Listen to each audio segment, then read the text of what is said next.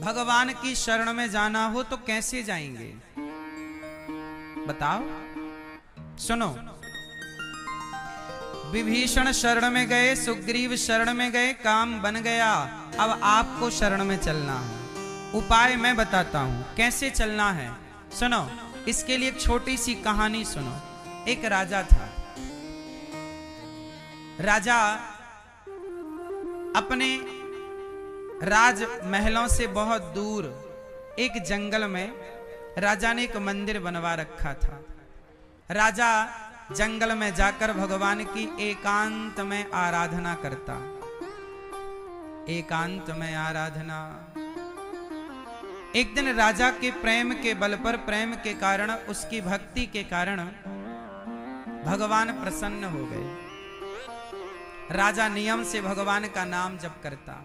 रोज जाता, नाम जप करता, श्रीमन नारायण श्रीमन नारायण श्रीमन नारायण। रोज भगवान का नाम जपता। भगवान से अत्यधिक प्रेम करता रावण, वो राजा। एक दिन क्या हुआ, राजा के सामने भगवान नारायण प्रकट हो गए। चतुर्भुज रूप, शंख चक्र गदा पद्म लेकर राजा को दर्शन देने भगवान आए। राजा चरणों में लेट गया। हे प्रभु, मुझ पापी को आपने दर्शन दे दिया, बड़ी कृपा की।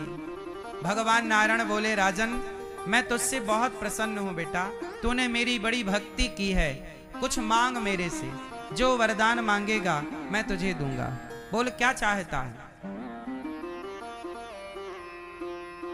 तब राजा बोले कि हे प्रभु, आप मुझे बस यही वरदान दो कि मैंने जैसे आपका दर्शन किया ऐसे मेरी प्रजा भी आपका दर्शन करे। आप ऐसी कृपा करो कि मेरी सारी प्रजा आपका दर्शन कर सके। मेरी प्रजा को आप दर्शन देने की कृपा करें। हे प्रभु, मेरी प्रजा को दर्शन देने की कृपा करें। भगवान बोले ऐसा करो, कल सुबह 8 बजे तुम अपनी प्रजा को यहीं ले आना। जब तुम कल अपनी प्रजा को हमारे पास लाओगे तो हम सबको दर्शन देंगे। ठीक है। राजा रेडी हो गए। भगवान को प्रणाम करके राजा अपने राजमहल गए। जब राजा राजमहल पहुंचे तो डिंडोरा पिटवाया, सारी प्रजा को सूचित किया, सुनो सुनो सुनो, सब तैयार हो जाना, कल सुबह 8 बजे चलना है, भगवान आपको दर्शन देंगे, चलो। अब सारी प्रजा तैयार है। भाई फ्री में दर्शन मिले तो कौन मना करे मैया। दर्शन फ्री में ही तो मिल रहे हैं। अब फ्री में दर्शन मिले तो भला कौन मना करे। सारी प्रजा तैयार, बच्चे तैयार, बूढ़े तैयार, स्त्री तैयार, पुरुष तैयार, सब तैयार। सवेरा हुआ, सब नहा धो के तैयार, कीर्तन करने लग गए, सब ढोल नगाड़ा बजाने लगे। अरे 8 बजे हमें भगवान मिलेंगे, चलो चलो चलो चलो। सारी प्रजा, राजा तैयार हो गए। 7 बजे ही निकल पड़े कि चलो पहले ही पहुंच जाएंगे भगवान के दर्शन के लिए। राजा तैयार हुए, आगे आगे राजा, पीछे पीछे प्रजा, रानी, बच्चे, बूढ़े, सारे लोग कीर्तन करते हुए जा रहे हैं। हे कृष्ण गोविंद हरे मुरारी, हे नाथ नारायण वासुदेव। श्री कृष्ण गोविंद हरे मुरारी, हे नाथ नारायण वासुदेव। सारे लोग जा रहे हैं, सारे लोग कीर्तन करते हुए सारे लोग भगवान का दर्शन करने जा रहे हैं। दर्शन, चलो चलो। जैसे ही चलते चलते नगर के बाहर पहुंचे तो राजा ने क्या देखा कि नगर के बाहर निकलते ही पैसों का ढेर लगा है। किसका ढेर लगा मेरी माँ? पैसों का ढेर लग गया। मानो वो पैसे प्रकट हो गए, पैसों का ढेर लग गया। जब पैसों का ढेर लगा तो सारी प्रजा उस पैसे के ढेर पर चढ़ गई। मेरा पैसा समेटने लग गए। हाय पैसा पैसा। राजा कह रहे हैं भाई 8 बजे भगवान का दर्शन होना है, चलो मंदिर की तरफ। भगवान ने कहा है कि आप सबको दर्शन देंगे, साक्षात दर्शन होगा। पैसे के ढेर में ऐसे चढ़े कि बहुत समझाया राजा ने कि पैसे के चक्कर में ना पड़ो, उतर जाओ पैसे के ढेर से, पर लोग उतरे नहीं और पैसा बांधने लगे, पोटरियां बनाने लग गए, कपड़ा बिछा बिछा के सारा पैसा बांध के घर की तरफ भागे लोग। राजा समझाते रहे भैया पैसा नहीं भगवान है आगे।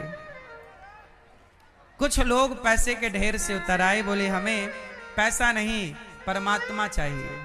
वो चले राजा के साथ। अब देखो सारी प्रजा पैसे में उलझ गई, लेकिन कुछ 2-4 समझदार पैसे से मोह निकाल कर हटा कर आगे चले।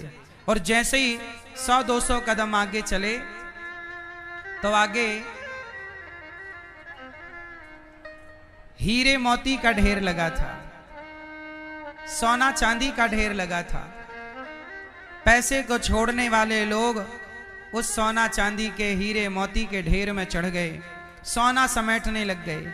राजा चिल्लाए भैया बस 8 बजने में जरा सी देर है, चलो भगवान का दर्शन करते हैं, चलो भगवान का दर्शन करने चलें, चलो भगवान से मिलने चलें।